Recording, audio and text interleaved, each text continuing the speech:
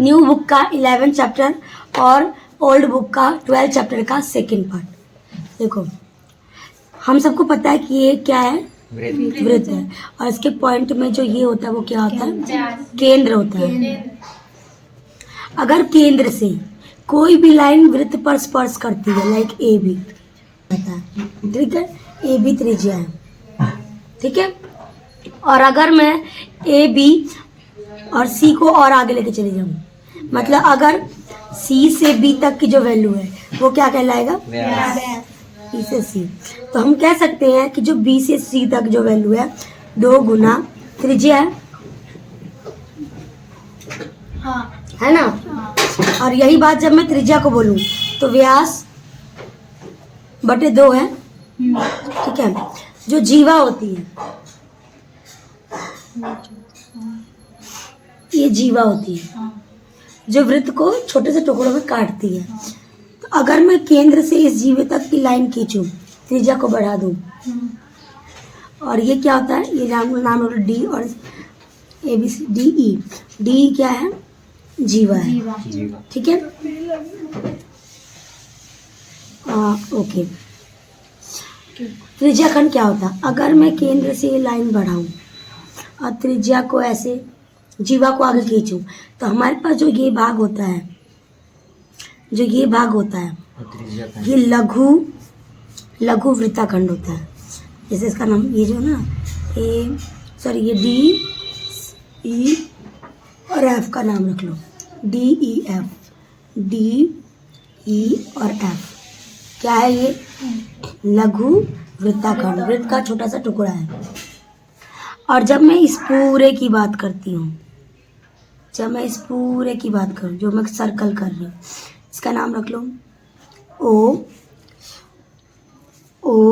D E F E, देखो O D E F E, जो ये पूरी वैल्यू है इसको बोलते हैं लघु त्रिज्याखंड। जब त्रिज्याखंड बनता है तो कोई ना कोई ठीठा बनता है, कोई ना कोई ठीठा बनता है, ठीक है, कोई ना कोई एंगल बनाता है। देखो ये टोटल होता है 360 डिग्री, जिसमें से हमने ये ठीठा लिया है, ठीक है। तो इसीलिए त्रिज्याखंड का क्षेत्रफल निकालने का जो फॉर्मूला होता है, लघु त्रिज्याखंड ये होता है, इसका क्षेत्रफल होता है थीटा अपॉन में 360 पाई आर का स्क्वायर। थीटा मतलब वो एंगल, बटे में पूरा एंगल, पाई की वैल्यू अगर मेंशन है तो ठीक है, वरना पाई की वैल्यू 22/7, और जितना हमारे पास ये त्रिज्या दिया हो, ठीक है। जो लघु वृत्ताखंड होता है, पता क्या करते हैं, इस वृत्ताखंड में से ये त्रिज्याखंड माइनस करते हैं, त्रिज्याखंड माइनस कर देते हैं इस त्रिभुज का क्षेत्रफल। त्रिज्याखंड माइनस त्रिभुज निकलता है लघु वृत्ताखंड। आगे करेंगे, समझ में आएगा, लेकिन हम बस इंट्रो है। दीर्घ वृत्ताखंड क्या होता है, देखो ये क्या था, लघु त्रिज्याखंड। तो इसको अगर पूरे वृत्त में से अगर मैं इसको निकाल दूं तो हमारे पास ये वाला भाग बच जाएगा ना, इसको बोलते हैं दीर्घ त्रिज्याखंड। कैसे निकलता है, वृत्त माइनस लघु त्रिज्याखंड, ठीक है।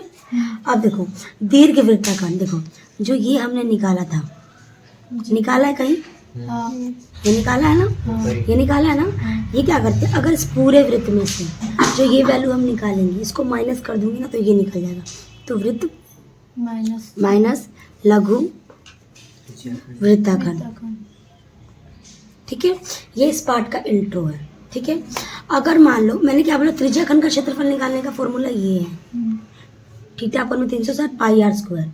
अगर हमसे पूछा जाए कि त्रिज्याखंड की लंबाई ज्ञात कीजिए, अगर है त्रिज्याखंड की लंबाई, पता क्या होता है, थीटा अपन में 360 2 पाई आर। अब मुझे बताओ 2 पाई आर क्या है, 2 पाई आर वृत्त की परिधि होती है, ठीक है, गुना में। ये दोनों फॉर्मूला याद रखना है, सवाल करना है।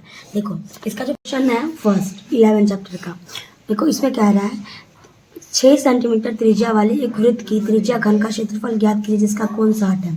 सबसे पहले हमें बनाना है एक वृत्त, ठीक है। वृत्त बनाने के बाद जो इसकी त्रिज्या है देखो ये हम करेक्ट वृत्त नहीं बना रहे, अभी तेरा मेरा इसलिए रफाकृति लिखना, रफाकृति, रफाकृति मतलब रफाकृति, हमने कोई वो मेजरमेंट नहीं लिया। तो जो ये थीटा है, थीटा कितना दिख रहा है? 60 डिग्री, ठीक है। और जो हमारे पास ये त्रिज्या है ये कितना? 6 सेंटीमीटर। मान लो ये ए है, बी है, सी है और ये डी है। अभी तो मैं बस नाम रख दिया। हमें देखो गिवन क्या है? गिवन क्या है? त्रिज्या, त्रिज्या कितना हमारे पास? 6 सेंटीमीटर, ठीक है। थीटा कितना हमारे पास? 60 डिग्री। तो त्रिज्या खंड का क्षेत्रफल का क्षेत्रफल क्या बताया मैंने? थीटा अपॉन में 360 पाई आर का स्क्वायर। अब देखो थीटा की वैल्यू कितनी है? 60 बटे में 360। अब देखो इस क्वेश्चन में लिखा हुआ है जब तक अन्यथा ना कहा जाए, पाई की वैल्यू मतलब अगर कहीं मेंशन नहीं है तब तक हमें पाई की वैल्यू यही लेनी है।